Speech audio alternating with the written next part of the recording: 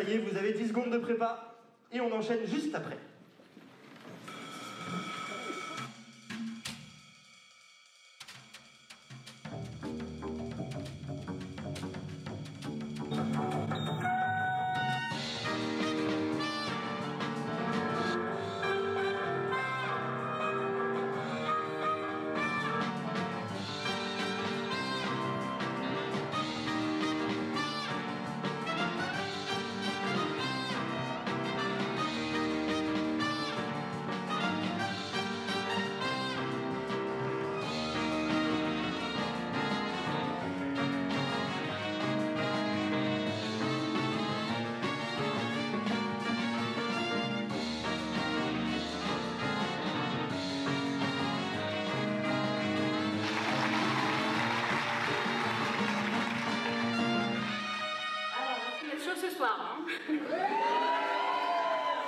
Alors, parce qu'on va mettre le feu dans le jeu.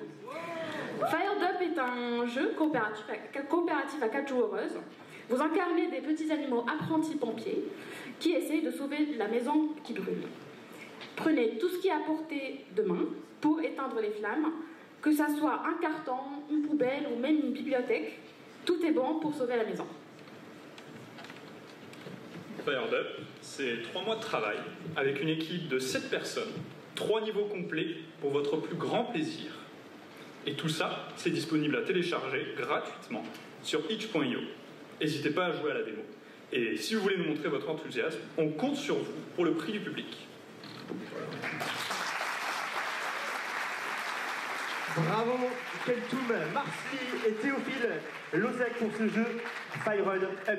Vous n'allez évidemment pas perdre les bonnes habitudes et on va lancer le premier applaudimètre de cette catégorie. Le nom du jeu Fired Up, attention, 3, 2, 1, c'est nous.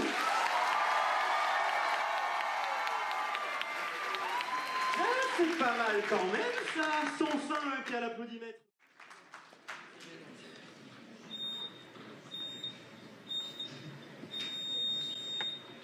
Bonjour à tous, Fallen Earth est un jeu en cours de développement, donc c'est un jeu mobile pour téléphone qui est entièrement sonore.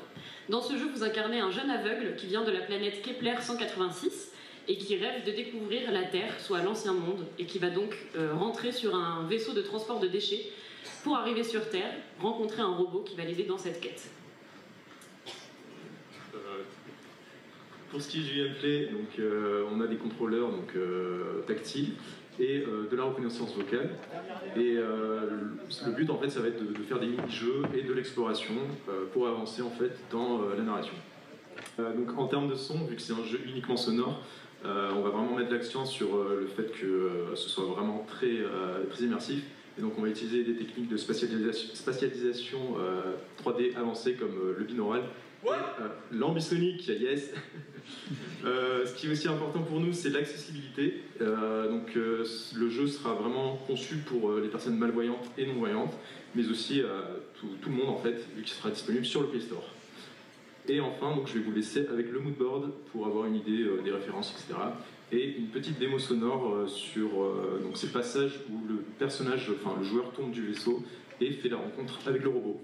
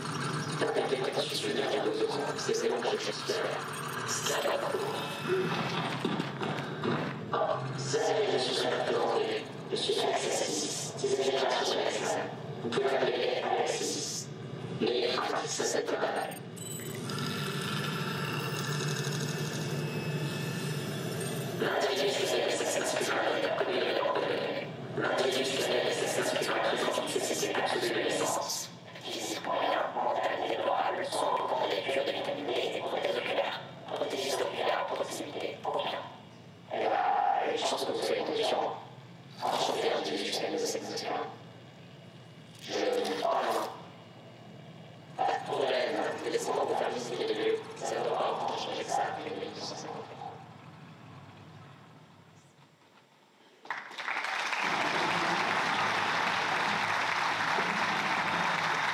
Est-ce que vous êtes prêts pour l'applaudimètre? Évidemment, attention, Fallout Earth, le deuxième jeu qui vient de nous être présenté.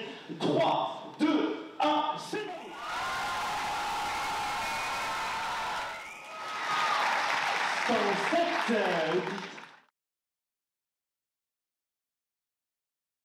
Vous avez tout compris? Vous avez 3 minutes, 10 secondes pour vous mettre en place. Ça fait de 10 à 0, à 0. C'est parti.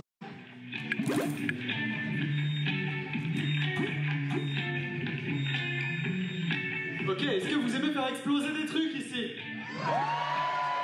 Vous êtes tous fichés S maintenant. Est-ce que vous aimez faire du mal à vos voisins? Vous êtes vraiment des psychopathes, vous allez adorer ce jeu. Eat Your Vegetables, avant tout, c'est une histoire. C'est moi et un autre ami qui m'avait demandé à un programmeur si on pouvait faire danser le breakdance à des petits vieux. Il s'avère que c'est possible. On a dû faire un jeu autour de ça, alors on a décidé de s'inscrire à une jam. Et en 48 heures, on a accouché de cette chose-là. Grâce à une énorme équipe, beaucoup trop grande. C'est un jeu où vous pouvez, de base, incarner un petit vieux qui se dispute depuis 97 ans avec son voisin. Les deux petits vieux sont anglais, donc ils plantent des légumes magiques qui explosent les uns sur les autres. Et vu qu'ils se disputent sur la musique qu'ils aiment, ils se lancent des légumes explosifs à peu près toute la journée. C'est un tout petit jeu, vous pouvez télécharger sur Itch.io et qui est extrêmement rigolo. Voilà.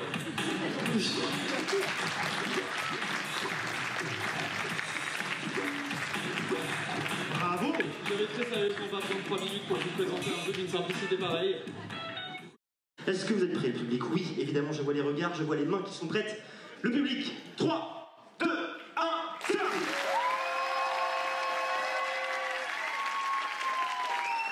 Ah, ça ne joue à pas grand-chose, hein. 106 pour le score de cette équipe.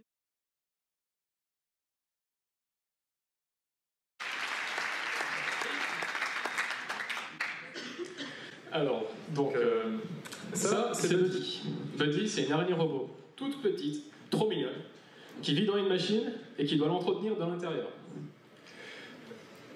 Donc, en tant qu'araignée, elle peut grimper au mur, la caméra suit sa rotation, il n'y a pas de haut et de bas dans ce jeu-là.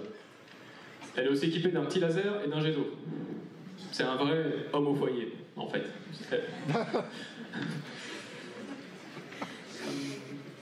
Et c'est un jeu de coopération en ligne à 2 joueurs. Donc il faut 2 machines connectées sur le même réseau, et c'est pas obligatoire, mais c'est chaudement recommandé d'utiliser une manette.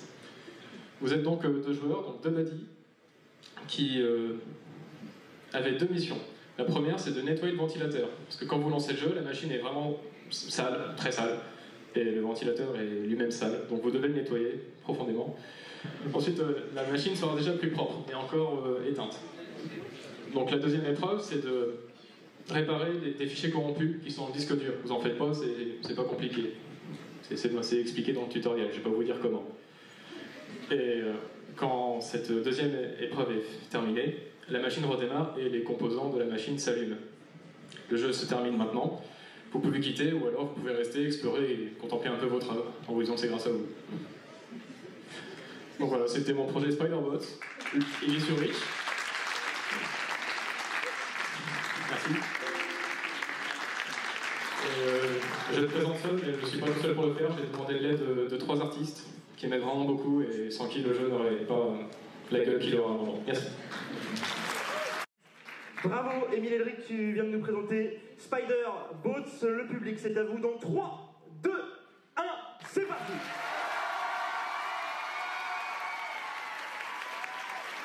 « 105 au pic, validé par Maître Marina. Bravo, Émile.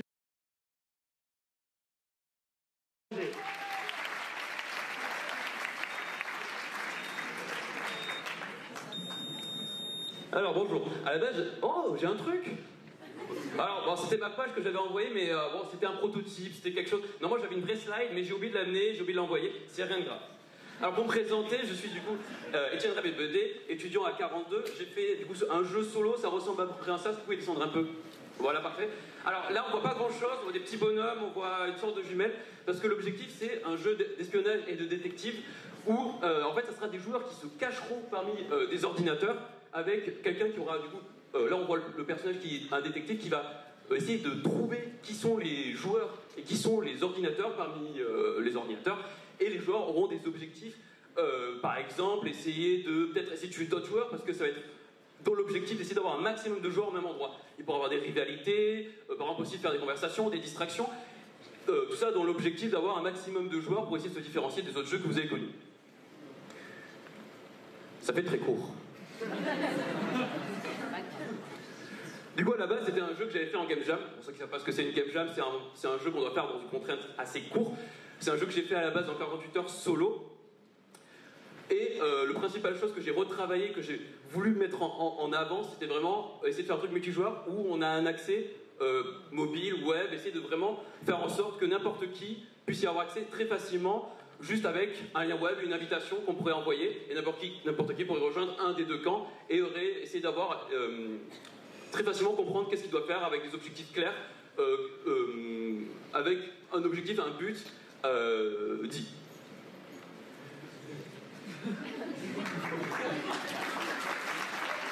Merci. Bravo Étienne Becbédère de l'école 42. Alors. Le prix du public est donc attribué à Jules Louis Calixta.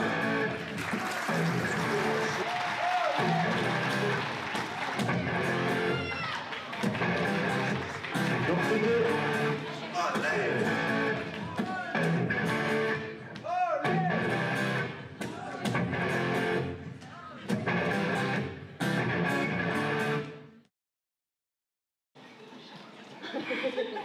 Et donc ce prix est remis à Keltoum Marsley.